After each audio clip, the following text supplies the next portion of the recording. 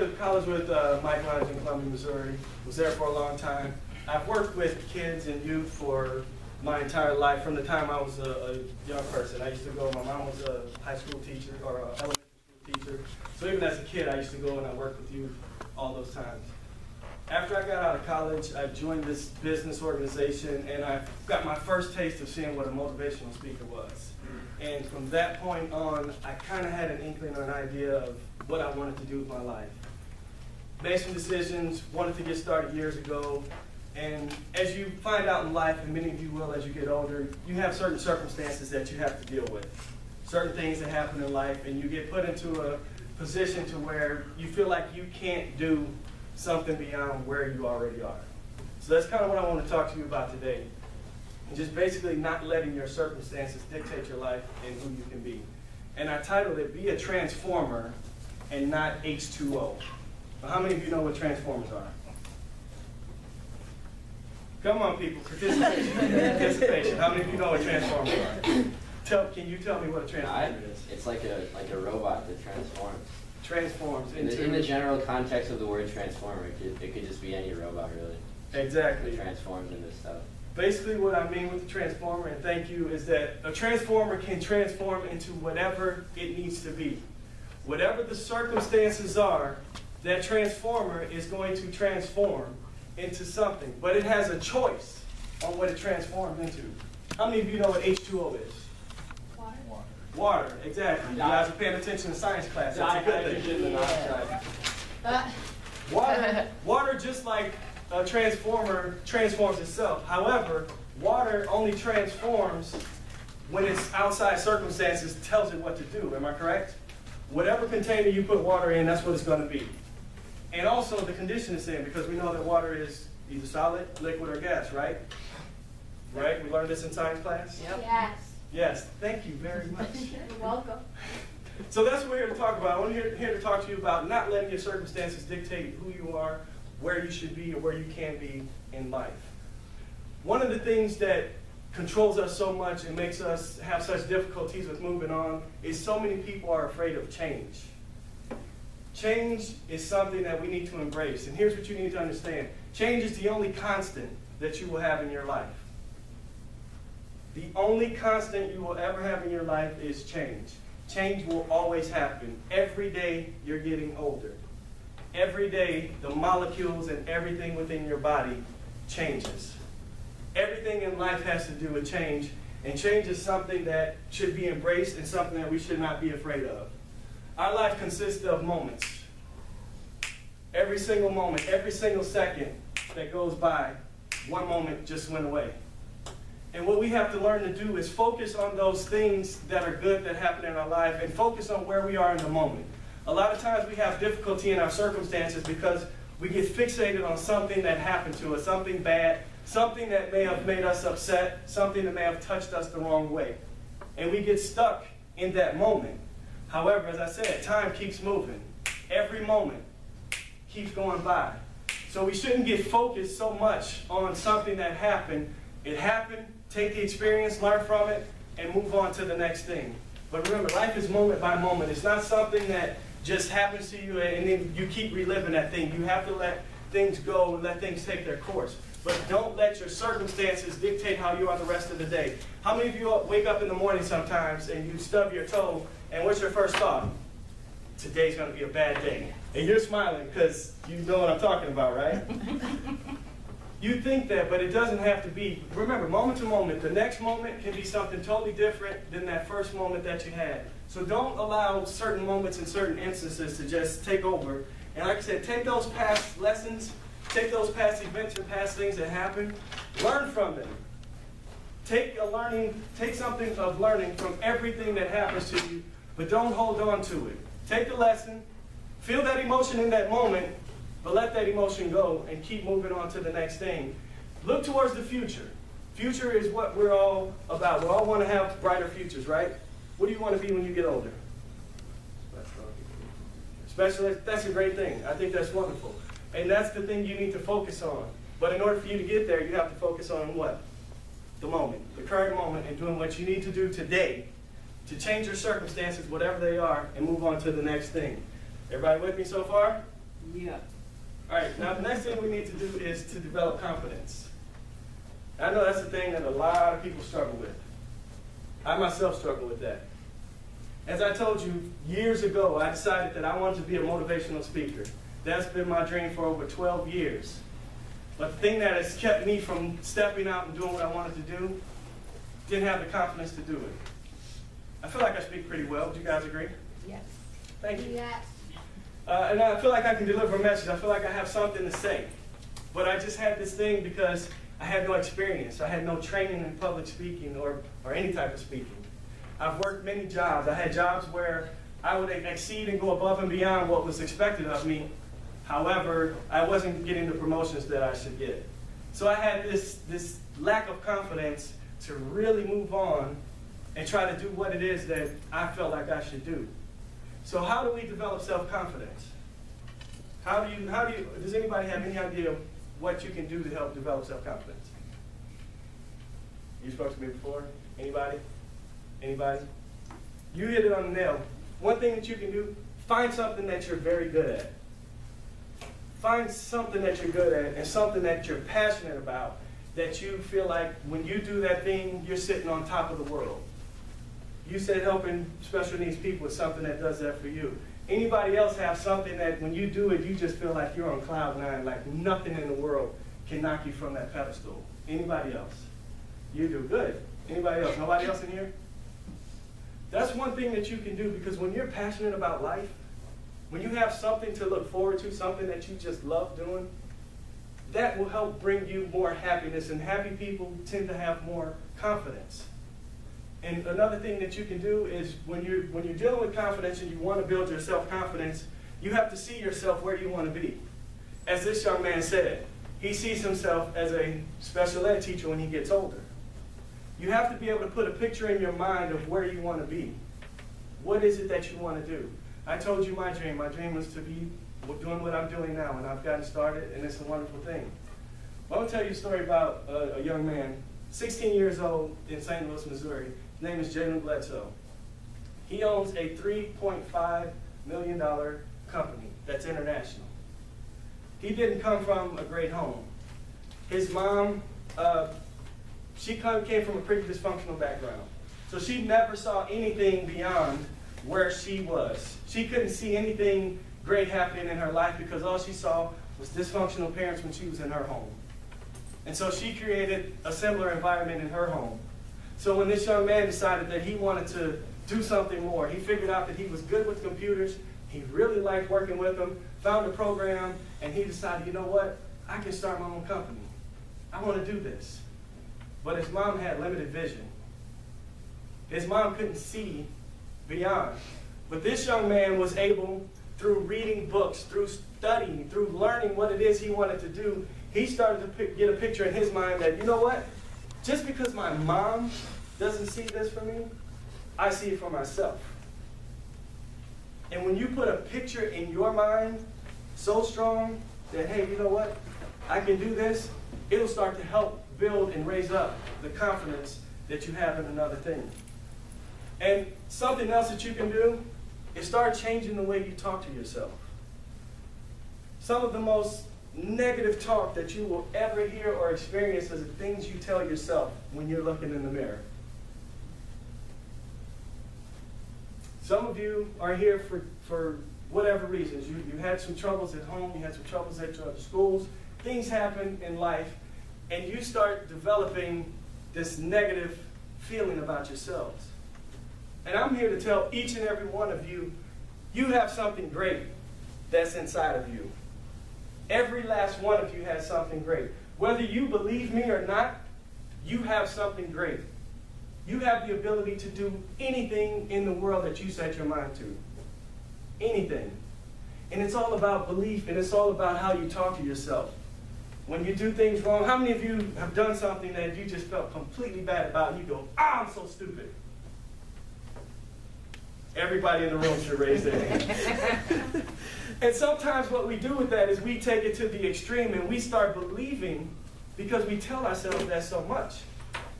I have another story. This young man, when I worked at an elementary school in Columbia, Missouri, he was in 3rd grade. His name was Montana. Montana was diagnosed as being borderline mentally retarded. Now, when you talk to Montana, have a conversation with him, that's not the picture or the image you got. And as I was watching him, I started to notice something. When he was speaking to adults, because he had to go to different trainers and different therapists, he had a comfort level when he was speaking to other adults.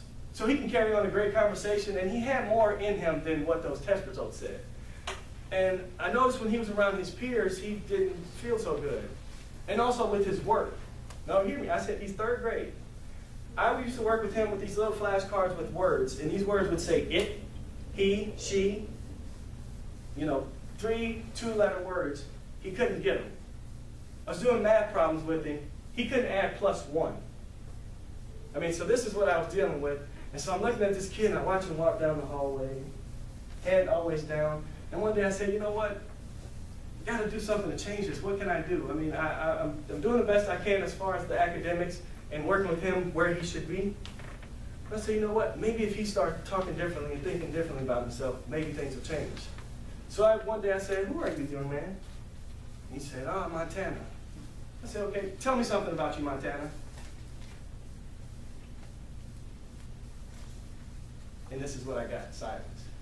He had no idea what to say. I said, Montana, you know something? You're smart. And you should know you're smart. I said, you know what else? You have a great sense of humor.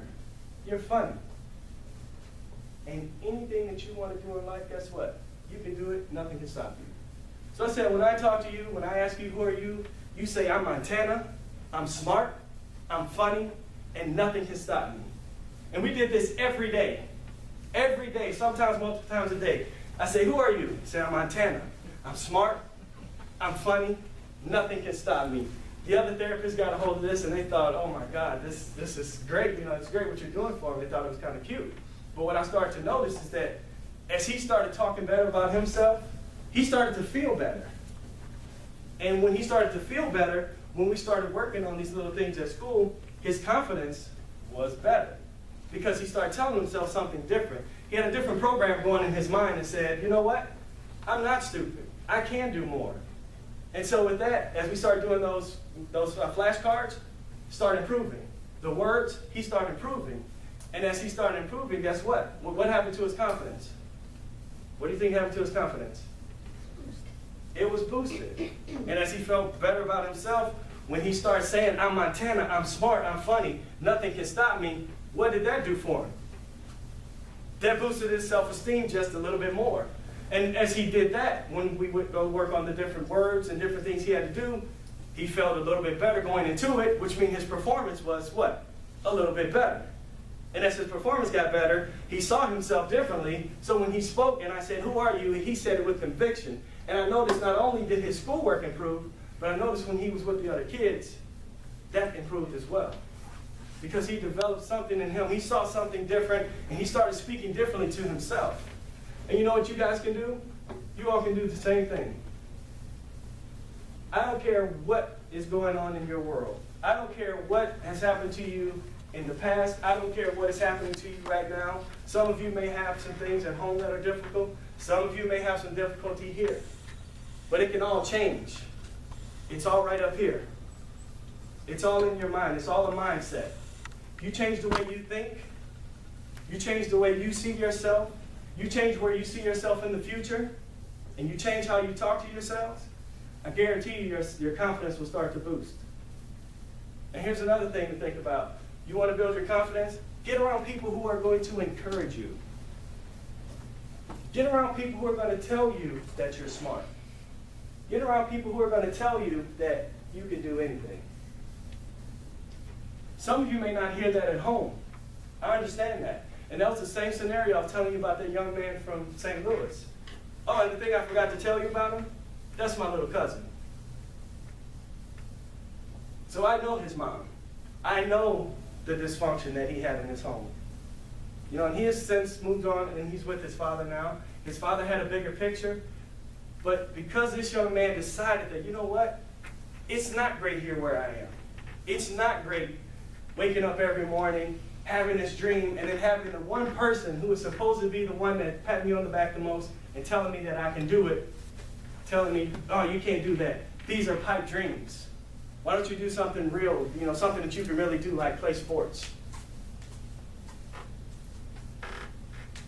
Doesn't matter what you're hearing from somebody else. And some of you are probably looking at me like, well, why should we listen to you? Why shouldn't you listen to me? Why shouldn't you listen to me? I'm here telling you something that you should be hearing on a daily basis, and you may not. I'm here giving you examples of other people who have been in the same position, and they've realized that, you know what? I don't have to let my circumstances dictate where I go. I don't have to let my circumstances tell me where my future is going to lie. He made that own path, and I asked him, I was like, well, what was it about it? He said, you know what? I just started studying, and I started reading about other people who are successful, and I realized that it was possible. If it's possible for anybody, it's possible for you too. Now, so we got you on this journey, so we've decided that you find out what? Number one, what are you good at? Find that thing that you're passionate about that you really want to do. Then you work on your self-confidence. You start seeing yourself in a different light. You speak to yourself differently. Next thing you got to do, and this is going to sound a little bit crazy, have some patience. Have some patience. My true hope is that every one of you in this room, whether you're listening to me or not, whether your head's down or not, hopefully subliminally I can get to the young man back there. Not young Leo, didn't My goal is that you all, you really take hold of these things and you make the decision, because you're a decision away. You're a decision away from changing your life. My hope is that you would make that decision to start to transform into something better, into being the best you can be. Not good, the best you can be. And having patience with that. A lot of times the reason why people don't succeed or don't get beyond where they are is we lose patience. We live in a society today where we expect everything to just come to us with no work involved. This is a process. This is a process. So I'm not going to paint this pretty picture and tell you, once you make that decision, life is going to be okay and fine and simple and everything is going to be hunky-dory. No. That's not reality. I'm here to give you reality, but I'm here to help you change your mind so you can overcome the things when they happen to you. You find yourself in a situation, and instead of reacting the way you did before, because you've changed your mind and said, you know what, I am better than this. I can handle this situation in a better way, and I'm not going to do anything to impede my progress because I have that thing that I want to do. I'm working towards it. I'm building my confidence to get there. But I know it's going to be a struggle. I know I'm going to have to work at it. And I know changing is going to be something that is going to have to be reinforced within yourself every day. So don't get mad. Something happens, you blow up.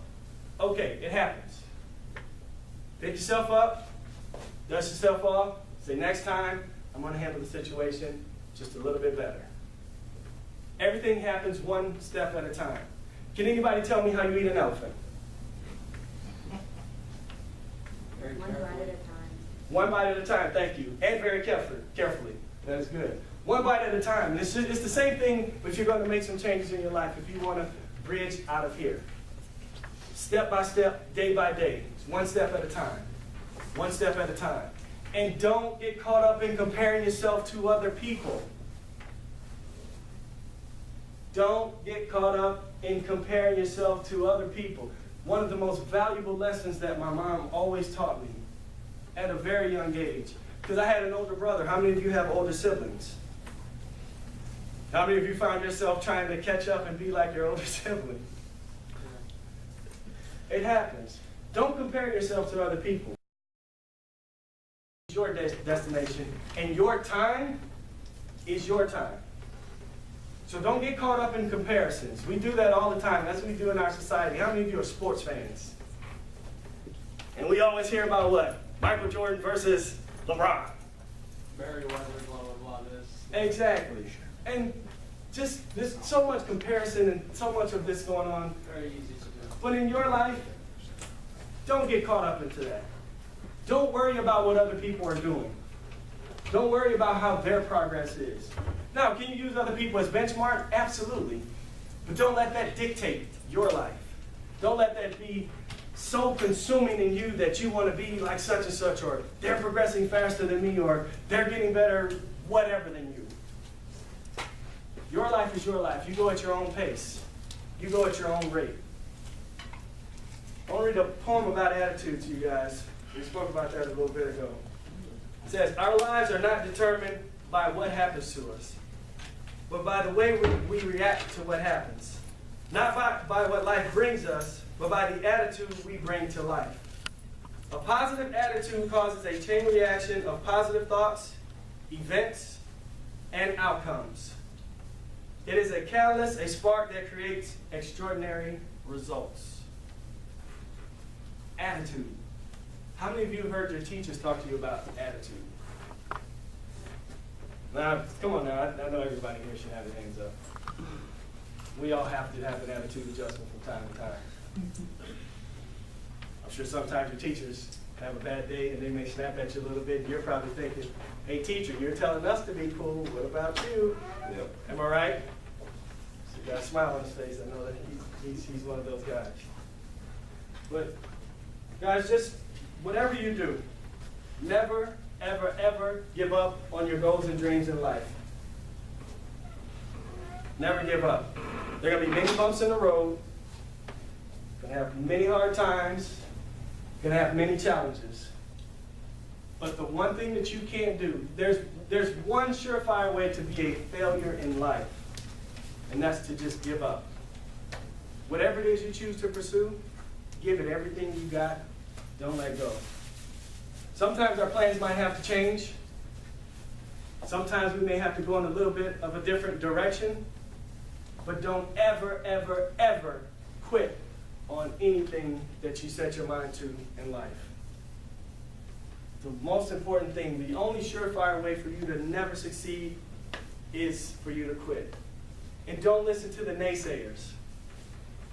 I don't even know what naysayers is.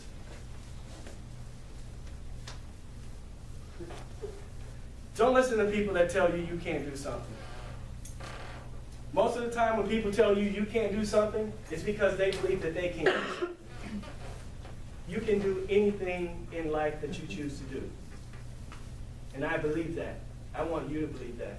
I want you to write that down. I can do anything that I put my mind to. You can become that special ed teacher that you talked about. If anybody tells you any differently, you ignore them. You find the people that are going to tell you you can succeed. Every last one of you, I'm telling you that. She said to me, I want to feel special. You are special. You are special, young man. And I believe that you can do anything in life that you put your mind to. I believe that. I'm not just blowing smoke up here. No, that's totally awesome. I believe that. I believe that. And I believe that about each and every one of you. I'm going to finish off with this poem. It's called The Race. I was going to do a different one, but this one here, I love what it represents. It's about never giving up and never quitting on yourself in life. The race. Quit, give up, you're beaten, they shout and plead. There's just too much against you now. This time you can't succeed. And as I start to hang my head in front of failure's face, a voice within me, or my downward fall is broken by the memory of your race. And hope refills my weakened will as I recall that scene.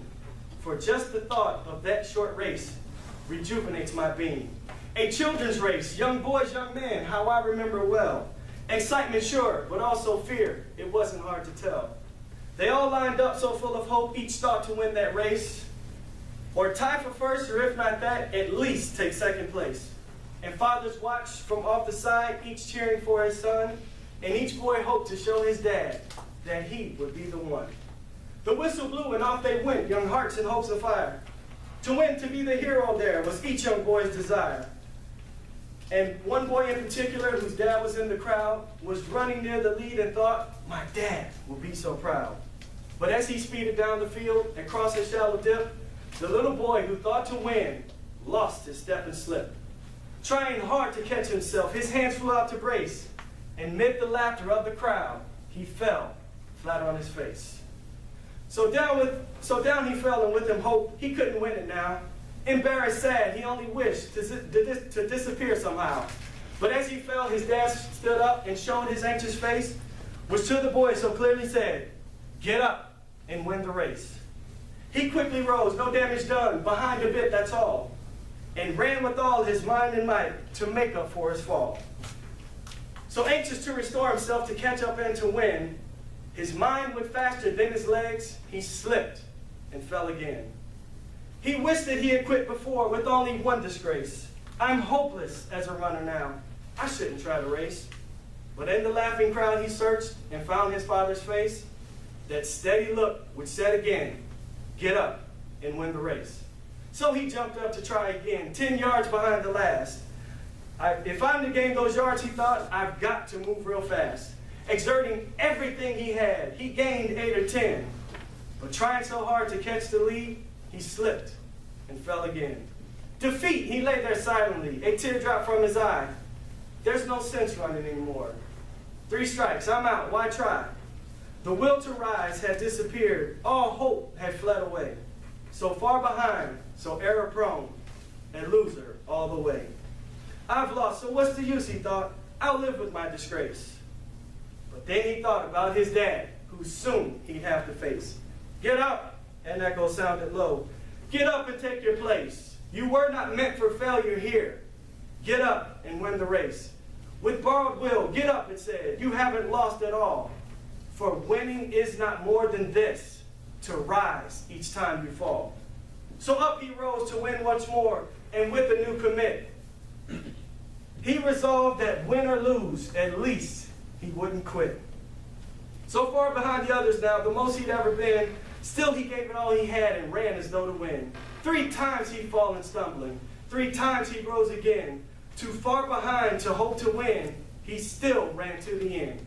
They cheered the winning runner as he crossed first place, head high, proud and happy. No falling, no disgrace.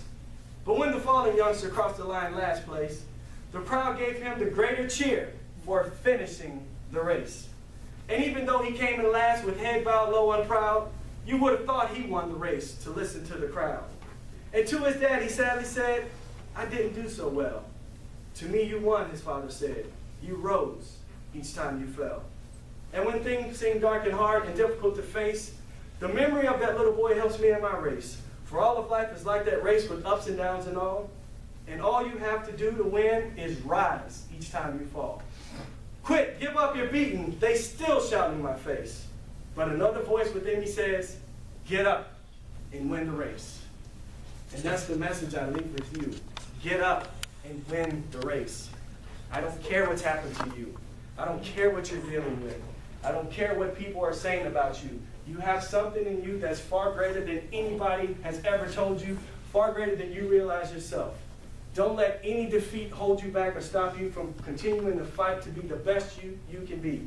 Every single day when you wake up in the morning, I want you to look yourself in the mirror and say, you are good enough to do anything you want. You have everything it takes to succeed. Nothing and nobody should be able to stop you from doing anything in life or change your mind about that. I believe that, and I'm hoping you believe that. Thank you all. I appreciate your time. Have a great and wonderful rest of your day.